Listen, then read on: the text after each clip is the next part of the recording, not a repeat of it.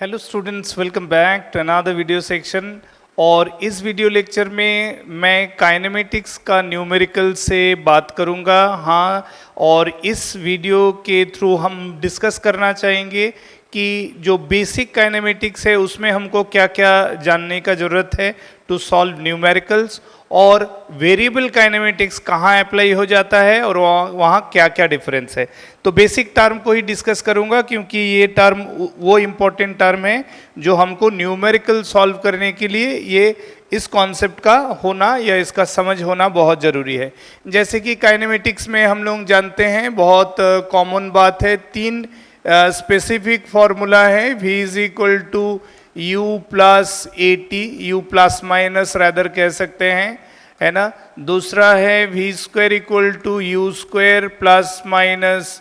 2as, और third equation है is equal to U T plus minus half A T square. तो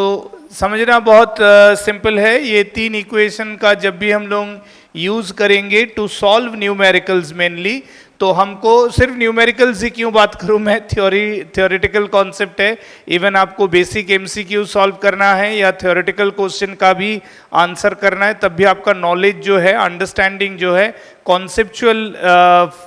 points आपका thorough होना चाहिए, तब आप हर तरह का सवाल बना सकते हैं। तो कॉन्सेप्ट ये है कि ड्यूरिंग मोशन पहला पॉइंट है कि अगर एक मूविंग ऑब्जेक्ट को लेके बात है तो मूविंग ऑब्जेक्ट में वेलोसिटी और एक्सेलरेशन दोनों, है ना, एक्सेलरेशन यानी ए मीटर पर सेकेंड स्क्वायर और वेलोसिटी यानी वी मीटर पर सेकेंड,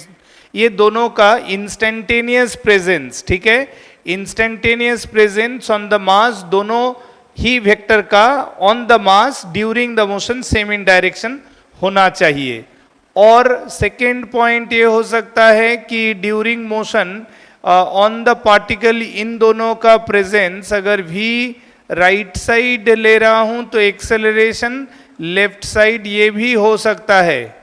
एक्सेलरेशन में be appearing in the direction opposite to that of the velocity, ये दो बात हो सकता है while you are going to use any one of this equation, ठीक है। तो इसमें आप इक्वेशन यूज कर सकते हो, इसमें आप इक्वेशन यूज कर सकते हो। लेकिन मान लो आपका कहीं वेलोसिटी ये है, ये v मीटर पर सेकेंड, और आपका ऑन द पार्टिकल एक्सेलरेशन ये है, आप इन दोनों के बीच में कोई एक थीटा है, आप इसका ये जो सिचुएशन है इसके लिए आप ये तीन में से किसी भी एक फॉर्मूला के लिए ये कंडीशन एप्लीकेबल नहीं है। बात समझ रहे हो? जब कभी आपको वेलोसिटी और एक्सेलरेशन के बीच में कोई एक एंगल दिख जाए, है ना, तो इसका मतलब आपको समझ लेना है कि इस कंडीशन में आप इनमें से किसी भी एक फॉर्मूला को अप्लाई नहीं कर सकते हो। इसमें इस फॉर्मूला में v और a जब अलग अलग डायरेक्शन पे है, तब आप इस सिचुएशन में इसका इस्तेमाल directly for this using this direction and this direction of this two vectors you can not. हाँ, आप कर क्या सकते हो, आप इसमें से इसको कन्वर्ट करके यहाँ जा सकते हो, जिधर वेलोसिटी है मान लो उधर आपने क्या किया, ये जो एक्सेलरेशन, जो गिवन एक्सेलरेशन है, इस एक्सेलरेशन को आप चाहो तो थीटा एंगल पर रिजॉल्व करके you can bring it in two directions like this. ये a cos थीटा हो जाएगा in the direction of velocity, ये a sin थीटा हो जाएगा in the direction perpendicular to velocity. समझ रहे हो कि नहीं? अब जाके आप क्या कर सकते हो, आफ्टर t सेकेंड, ये अगर मान लो एक t इक्वल टू 0 में ये इंफॉर्मेशन है, तो आफ्टर t सेकेंड आप ये कर सकते हो कि referring this two lines, one this is x direction, this is y direction, आप इसको xy में ले जाके, आप इसको xy में ले जाके ये कर सकते हो कि velocity along x after certain time you can write down v plus a cos theta into t, ठीक है, प्रोवाइडेड आपका अगर वो एक्सेलरेशन कंपोनेंट अगर कांस्टेंट इन वैल्यू है तो। तब आप देखो आपका ये इक्वेशन 1 अब एप्लीकेबल हो गया इस केस में भी। और दूसरा vy के लिए आप लिख सकते हो जो y डायरेक्शन है उसमें कोई वेलोसिटी था नहीं, तो 0 प्लस